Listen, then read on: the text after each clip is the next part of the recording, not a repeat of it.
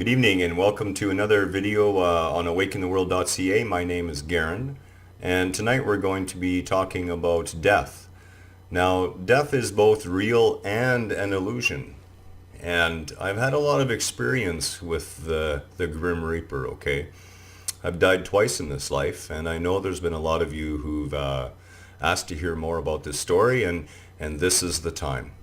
There's a reason why I didn't write a lot of the story, and that is you really do miss something when we're not communicating face to face, or in this case, my face to your face. I hope to see your face one day. If not now, in the afterlife, we'll catch up. Big party, always is. So we'll go back to the whole concept of death for a minute. You know, you can always tell the maturity of a society by the level of fear of death that remains within the populace. And unfortunately, in our modern day society, that leaves us pretty immature. I would really invite you to go to Bhutan or to Tibet and get to know those people. I spent 3 years in Tibet, and I really was going for the 7. Just kidding, but the 3 was fantastic. And it wasn't all at one time. I mean, it changed my existence in a lot of ways, and we'll talk about that one day too. So, back to death. Death gets a really bad rap, and death is not some, big black cloaked dude with a scythe ready to come and slice the soul out of you and drag you to heaven or hell. It doesn't really work that way at all. And I'm going to explain a few things as to why there's varying experiences after death, and we're going to solve those for you as well today. So really excited, and let's dive right in. So without all of the extraneous details, the first time I died, I found myself floating above an operating table.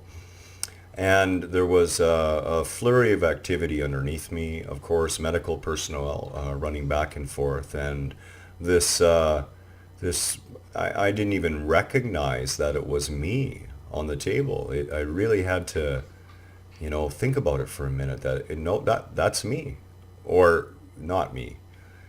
Because two really interesting things happened to me right away. When I died, I was not only ready to go, I was raring to go. I had picked a fight with the big guy upstairs, and I was a special forces soldier at the time, so you can imagine the mentality I had. and I was angry at the big guy upstairs still from what had happened with my mother in the Catholic Church and various other things in my life involving God's messengers.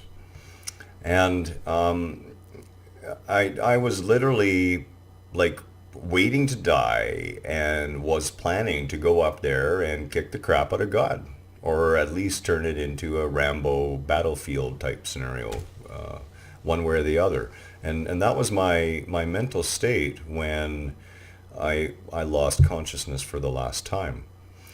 Now, floating above the operating table, I realized quite quickly that I could feel myself blinking, but I lost no vision when I blinked. There was nothing there, but I could feel it still. And I realized, well, okay, that's like a vestigial feeling. A feeling can't really exist.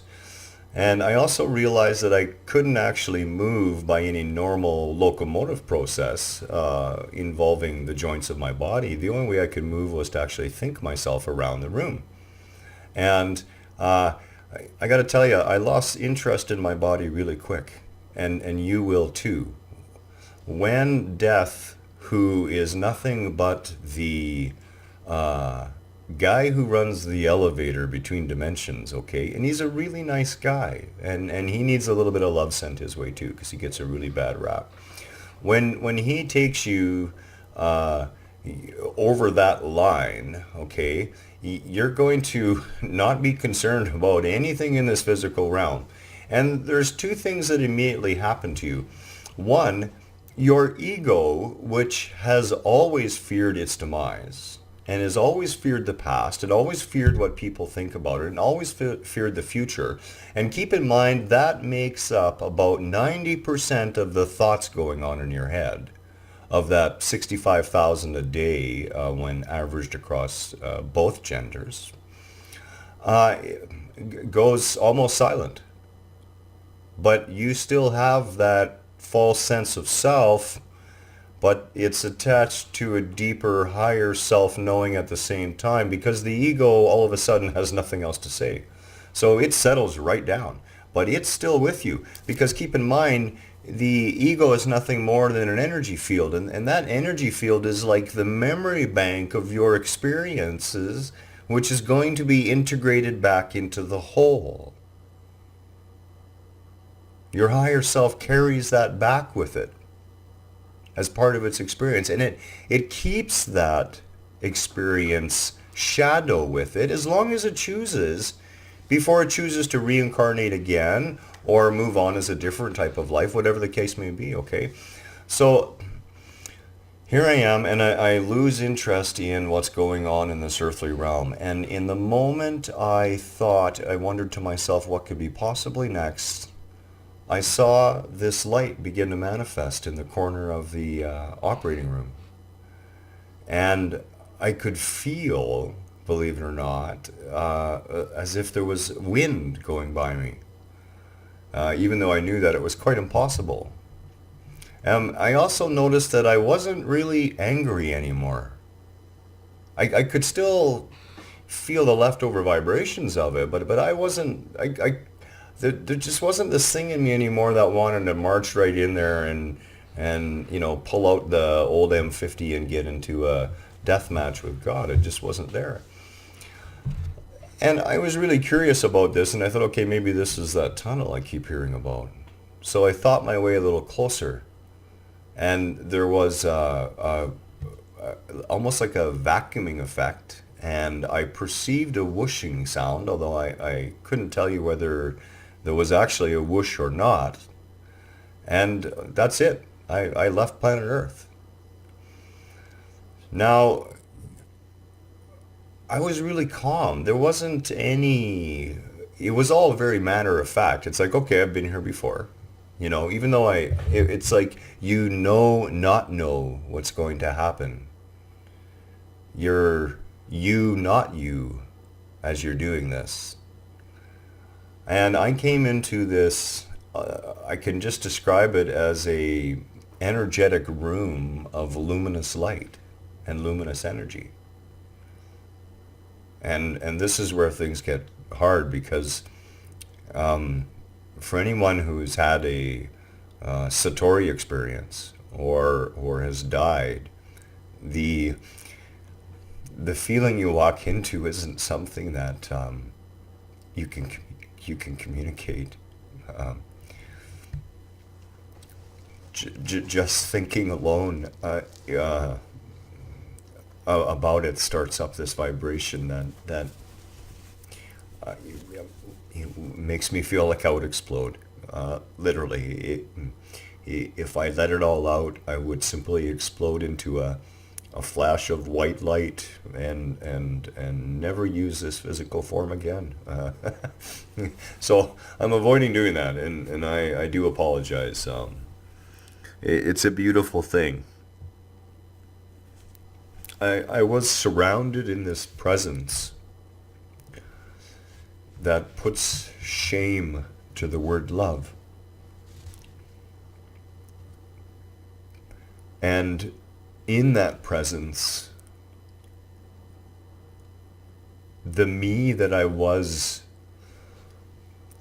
that false sense of I, was there, but it was dormant. It was literally like a memory bank. It was like it had been packed into a small hard drive and disconnected from my main computer. That's the only way I could describe it that I think would be accurate. I mean, you still know the data is there, but it's not in the main system anymore. It's just the shadowy leftovers before they've been written over again. And in a moment, my entire life came and went before me. You'll have to excuse me 1 second.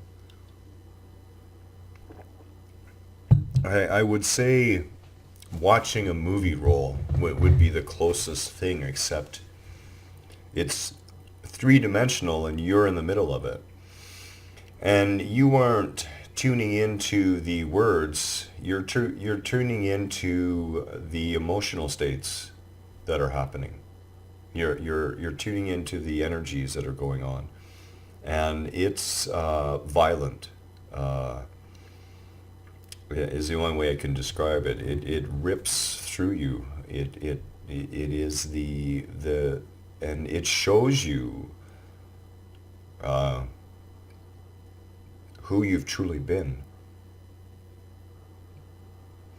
Now, the beautiful thing about this is there is no judgment on you. Uh, when you're over on the other side, at first tend to be harder on yourself than anyone else you're going to meet is. That's for sure. Uh, but very quickly you're going to figure it out that indeed it was just a game. It was a script. It was a movie that you were part of, and no harm done, no foul. And you should get that now before you die, because if you can get that now, life's going to be a whole lot easier for you. Okay, so let me see if I can bring myself back down to earth a little bit. So, in that moment, I heard, not heard, inside, outside, through a voice that spoke. it's you can't put words.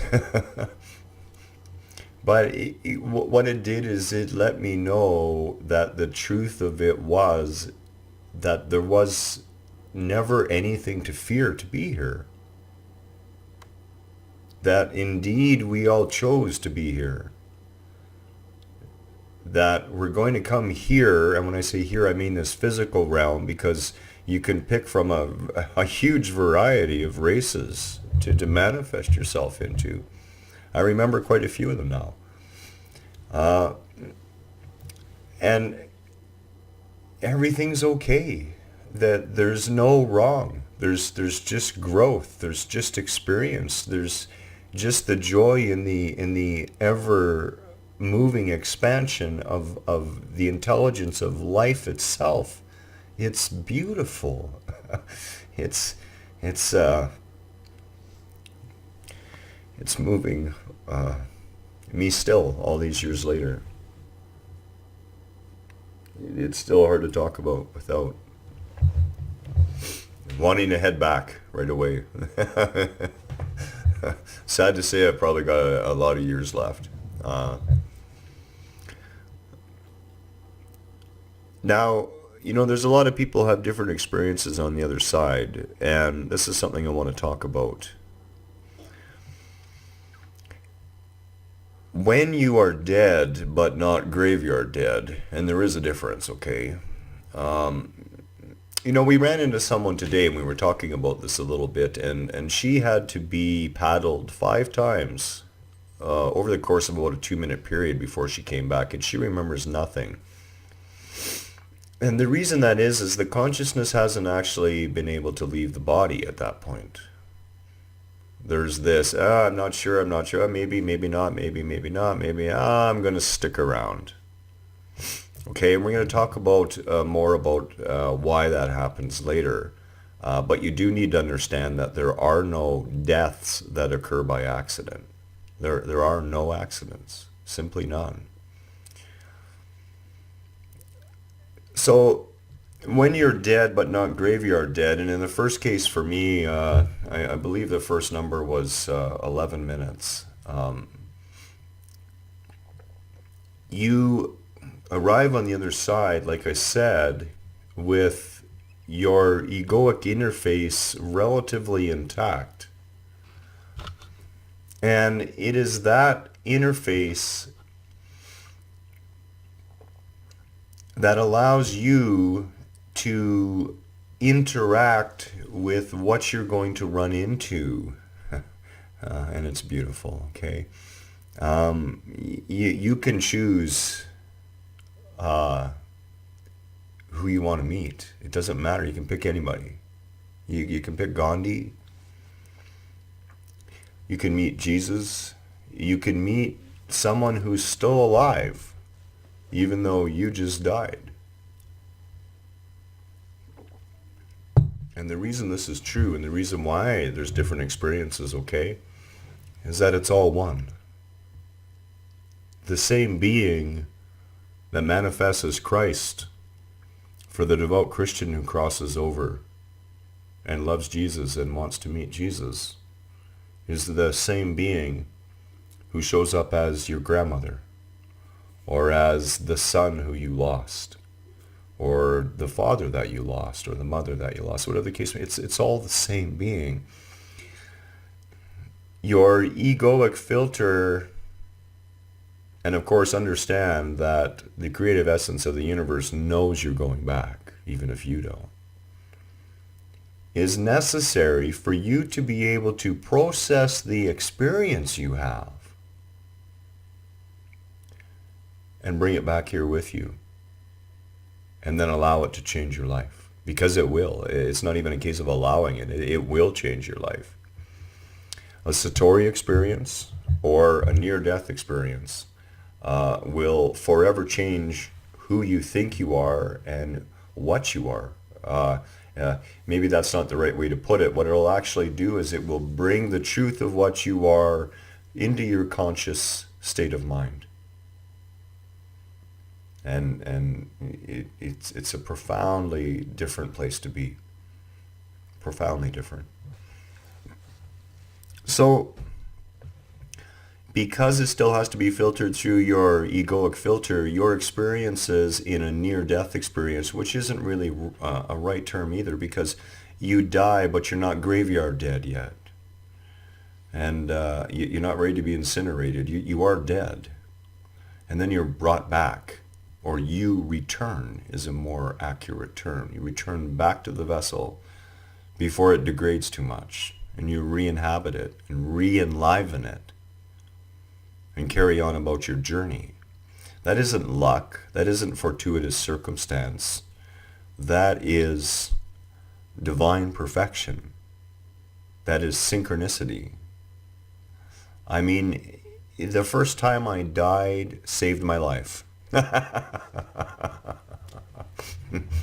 It's true. It did. The second time I died, and you know, that's a story I'm going to leave for another time, but the second time I died, when I was on the other side, after I had gone through the tunnel and I had entered into this big golden room, and that time there was a few people who I had intentionally decided I was going to meet. And I was in the middle of being told that I could make a decision to stick around. I didn't actually have to go back. I had cottoned on to enough in this life that I had the right to choose now. And in that moment, my heart was restarted. And I woke up shaking my fists with tears rolling down my face, very angry at the poor surgeon sitting there in front of me who had just saved my life. But now we're going to talk about that one another day. So let's just be clear.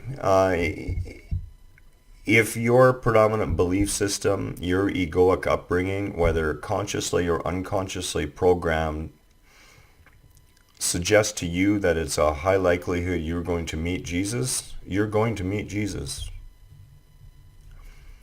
If you have judged yourself and you believe you're doomed to hell, well, you're going to meet the devil at the gates of hell. The good news is, in the very moment that you think to yourself you don't want to be there, you won't be there anymore. The mind state that you leave here with forms the foundational experience that you're going to have when you regain consciousness on the other side of the door. Your upbringing, your moral beliefs, your expectations, because your ego, the energy of your ego, is out of necessity still there with you to process these things when you return back into the physical realm. You will see what you need to see, what makes sense to you. Never let anyone deride or put down or say that your experience after death or in a Satori moment or in a vivid dream is not 100% real. Those people simply don't understand that whether you see Mother Teresa or Christ or your great granny, it's all the same being. You're meaning you, the higher self. And it'll change your life. You know, in our culture, we look at death as the end, and we need to learn to die to it every day. Die to everything. Learn to die and to be okay with it. Take it from me. It's death is not a problem. It's a wonderful experience. It's a real eye-opener.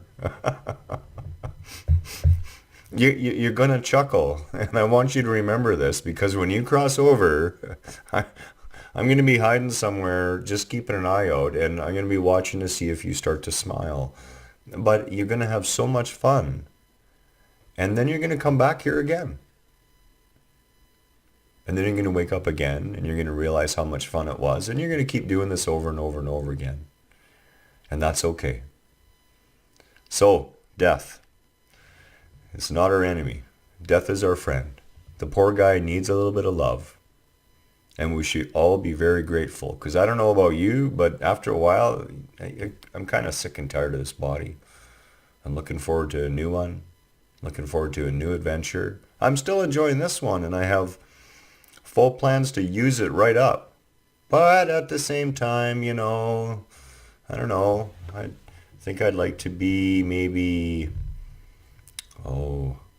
Icelandic next time, and 6'2" and harpoon fish for a living. Have a wonderful night. I hope you've enjoyed this talk, and hope it was meaningful to you and gave you some good information. And we'll talk to you again soon. Take care.